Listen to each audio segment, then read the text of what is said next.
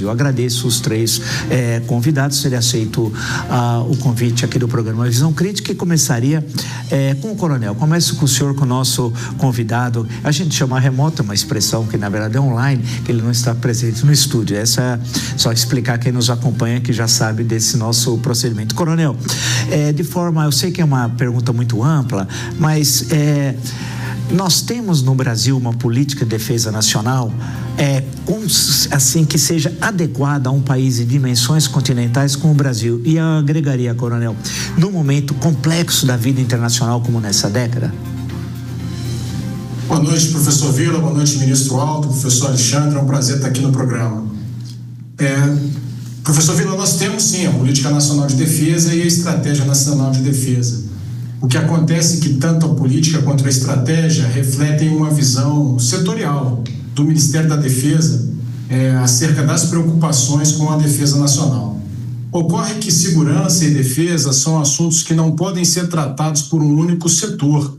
Embora o Ministério da Defesa faça um esforço para tentar atrair os outros prédios da esplanada dos ministérios, para atrair a discussão da sociedade civil, na verdade o Brasil sente falta de uma grande estratégia. O que seria uma grande estratégia? Seria uma teoria de como o Estado iria alcançar os seus objetivos na área de segurança empregando todos os recursos do poder nacional. O que eu quero dizer com isso? Empregando seu poder militar, mas não somente seu poder militar, seu poder científico-tecnológico, seu poder econômico, seu poder político, seu poder psicossocial. Não adianta eu ter forças armadas muito bem adestradas se numa guerra a base industrial de defesa, ou seja, o setor científico-tecnológico, o setor econômico do país, não são capazes de produzir munição, não são capazes de produzir armamentos modernos, não são capazes de manter o esforço de guerra do país. Então, nesse sentido, faz falta, sim, uma grande estratégia, uma visão do Estado como um todo de como atingir os seus objetivos de segurança. E nessa quadra internacional tão complexa que nós estamos vivendo, com ações de potências extra-regionais aqui na América do Sul, ações inéditas, né? Me refiro à ação dos Estados Unidos na Venezuela, a situação muito complexa envolvendo a Groenlândia, envolvendo a Europa, a guerra da Ucrânia entrando no seu 5º ano, a partir do próximo dia 24 de fevereiro, a questão do Oriente Médio, as tensões no Irã, as tensões no Mar do Sul da China, no entorno de Taiwan. Já passou da hora da sociedade brasileira se mobilizar, se conscientizar acerca das questões de segurança e defesa, e eu cumprimento este programa por estar fazendo um esforço nesse sentido.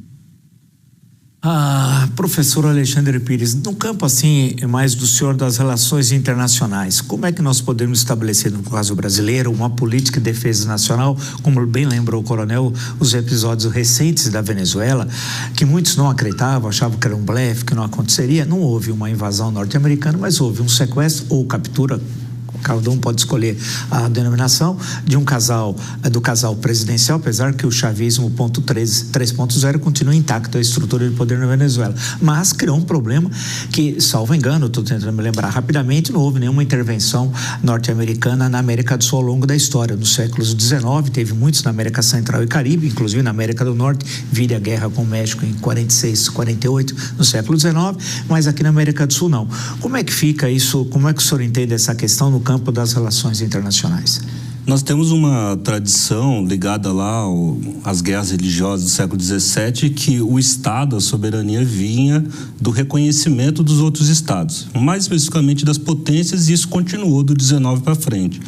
Qual é a grande inflexão que nós temos? É a ideia de que o Estado, a soberania, não se dá só pelo reconhecimento, mas pela ideia de capacidade. Então, você não é um Estado só pelo reconhecimento dos outros, você tem que ter capacidade de afirmar essa soberania. E é isso que nós estamos assistindo agora, nesse momento atual, a ideia de se a soberania se afirma por reconhecimento, por exemplo, das grandes potências, ou se um Estado não for capaz de manter essa soberania, se ele vai perder a sua condição de Estado, e a ideia básica, né, da Carta das Nações Unidas de igualdade entre os Estados soberanos. Eu passaria para o ministro Aldo Rebelo. Ministro, o senhor foi ministro do Estado da Defesa, portanto, é o terreno que o senhor conhece como poucos no Brasil. É possível afirmar que nós não temos uma defesa nacional adequada à importância do Brasil e os desafios que nós temos num território de dimensões continentais?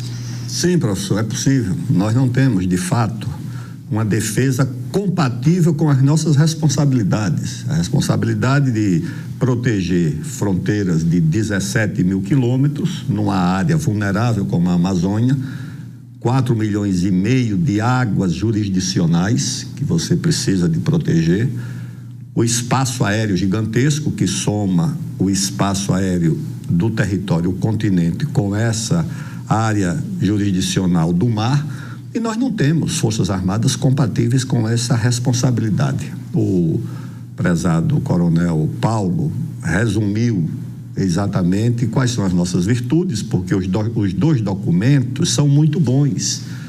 Mas defesa, de fato, não é apenas uma responsabilidade militar. Demografia é defesa, economia é defesa, ciência é defesa, tecnologia é defesa, agricultura é defesa, indústria é defesa.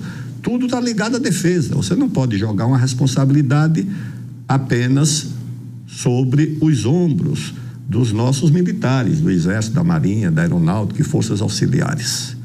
E o professor Alexandre também apontou que ou você tem a capacidade de proteger a sua soberania e dela ser reconhecida diante das demais nações, ou você se torna vulnerável. A grande atualidade desse tema, da defesa e da guerra, é agora despertada por esses acontecimentos da Europa, por causa da guerra da Ucrânia, que levou os países europeus a ampliar os recursos de defesa, do presidente norte-americano, que colocou um novo documento e a troca da orientação dos Estados Unidos nessa área, e o episódio recente da Venezuela. Mas, na verdade, isso é um tema muito antigo. Professor, o primeiro grande livro de história escrito por um grego, pelo Heródoto, podia tratar da filosofia, dos filósofos gregos, do teatro grego, da escultura grega, mas tratou da guerra. O livro do Heródoto é a guerra entre os gregos e os persas. Foi sobre a guerra, foi sobre os generais gregos e os generais e imperadores persas. Foi sobre a guerra o primeiro grande livro de história da humanidade. E o segundo também foi sobre a guerra, de um discípulo do Heródoto, Tucídides, que também tratou da guerra entre os gregos, dessa vez as guerras do Peloponeso, entre os próprios estados gregos.